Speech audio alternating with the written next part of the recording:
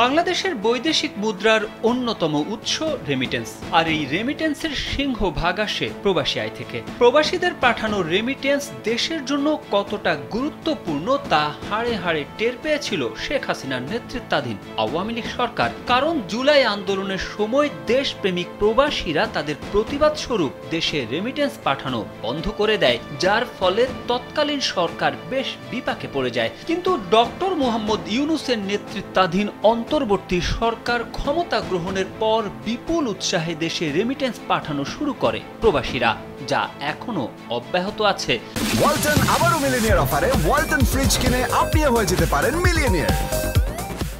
চলতি 2024-25 অর্থ বছরের 11 মাসে দেশে 2,750 কোটি 63 লাখ ডলার প্রবাসী আয় বা রেমিটেন্স এসেছে। এর মধ্যে সবচেয়ে বেশি রেমিটেন্স এসেছে ঢাকা জেলায় 926 কোটি 13 লাখ ডলার, আর সবচেয়ে কম রেমিটেন্স এসেছে লালমনিরহাটে মাত্র 2 কোটি 41 লাখ ডলার।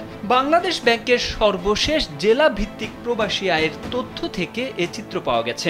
বাংলাদেশ ব্যাংকের তথ্য অনুযায়ী চলতি অর্থ বছরের 11 মাসে দেশের সবচেয়ে বেশি প্রবাসী আয় এসেছে ঢাকা জেলায়। এরপর রয়েছে যথাক্রমে চট্টগ্রাম, কুমিল্লা, সিলেট ও নোয়াখালী জেলার অবস্থান। জুলাই মে মাসে ঢাকা জেলায় 213 কোটি 87 লাখ ডলার, চট্টগ্রাম জেলায় 222 কোটি ডলার প্রবাসী আয় এসেছে। এছাড়া কুমিল্লায় 144 কোটি, সিলেটে 125 কোটি ও নোয়াখালী জেলায় 83 কোটি ডলার প্রবাসী আয় এসেছে।